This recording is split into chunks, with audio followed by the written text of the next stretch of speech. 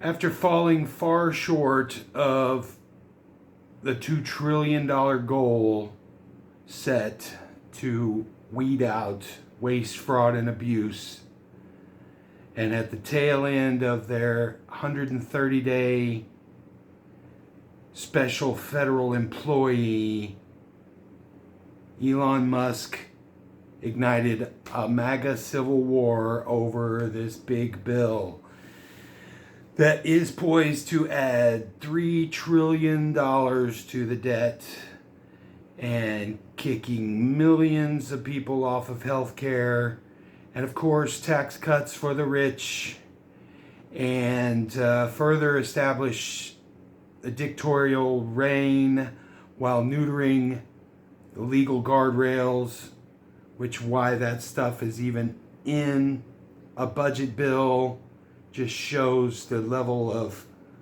grift that these people are after.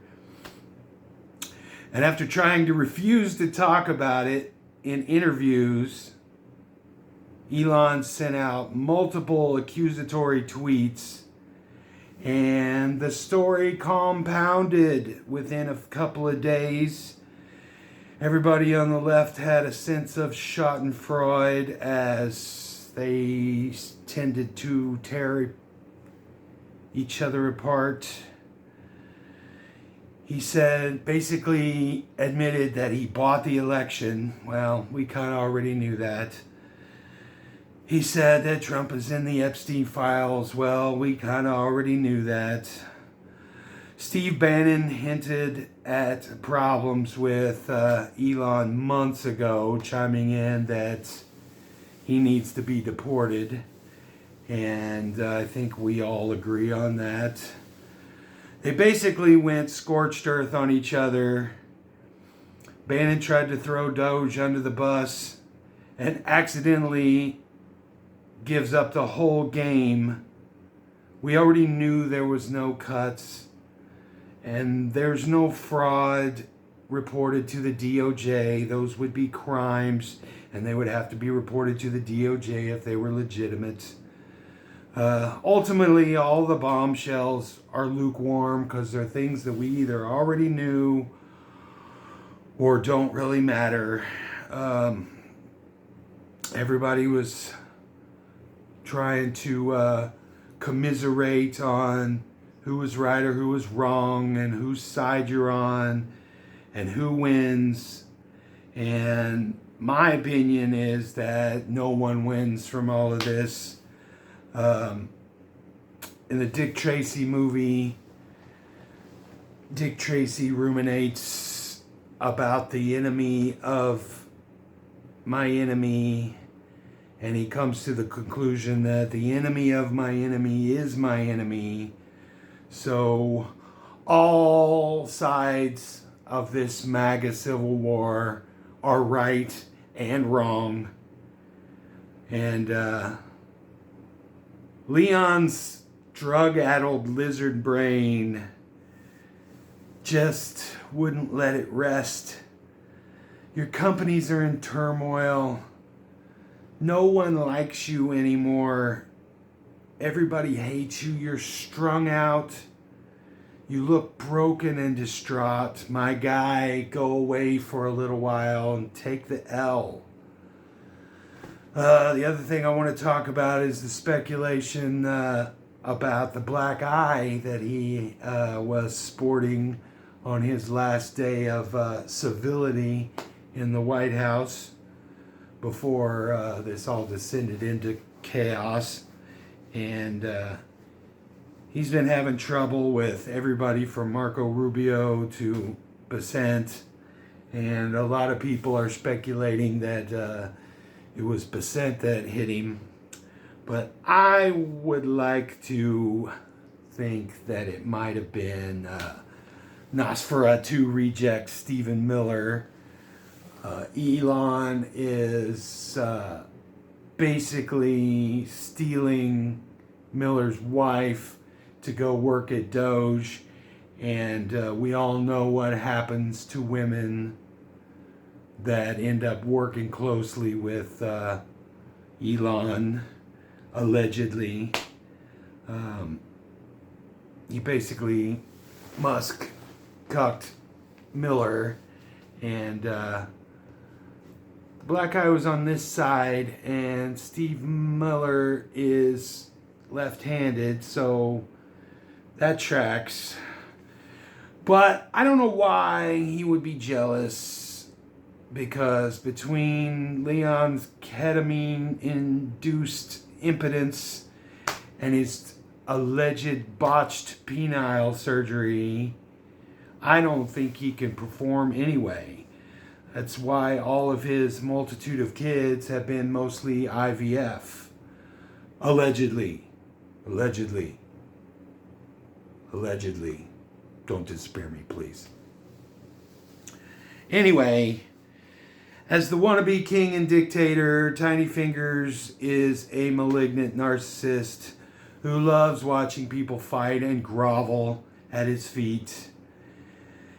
And besides the dysfunction in the White House, there's a whole crew of people that aren't smart enough or deviant enough to actually have a job in the administration, but are still sycophantic enough to toe the line and hoping for a scrap of notoriety or just a whiff of Diaper Donnie's farts. People like Steve Bannon,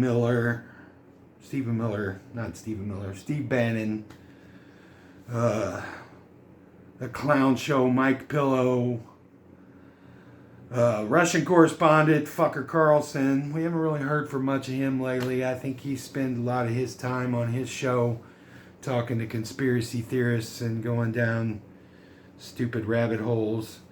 That twerp Nick Fuentes, guy with the most punchable face on the planet, I think. Laura Loomer keeps sneaking back in there every once in a while, trying to rile stuff up. Oh, the Charlie Kirks and the Alec Joneses and the Tim Pools. They're just an endless supply of these dumb, sycophantic wannabes. But when the time comes, the backlash will be swift. And many normal people are starting to wake up to all the damage that these people are causing. And it's great seeing all this infighting and finger pointing that are starting to fracture the MAGA base. And as they hurl truth bombs at each other, trying to destroy each other, the big picture is starting to emerge, and hopefully more brainwashed people are going to wake up. And it seems like now might be a good time to re-engage with some of the MAGA people in your life that you may have shut out because they're too far down the rabbit hole. See which side they take now. And you can use the other side against them. Say you were for all of this stuff, and now they're saying that's wrong. This side's saying that side's wrong, and that side's saying that side's wrong. So where do you stand now? Ask them questions about what they think about all of these Doge savings. Ask them questions about what they think about all of these endless contracts that Elon Musk has. Ask them what they think about the Medicaid cuts and the tax cuts for the rich. Egg them on, rile them up. Maybe we can jar some original thoughts out of their head that are not just Fox News talking points. So I'm going to leave that one right there because there's way more to get to, and the whole tax bill thing could be its own video. A lot has happened in the week since this little Civil War, Real Housewives of DC has erupted. So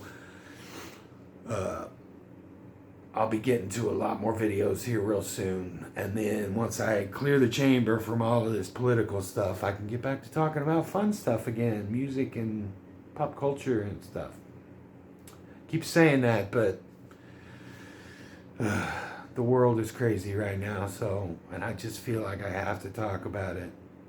So, love you all. See you on the next one.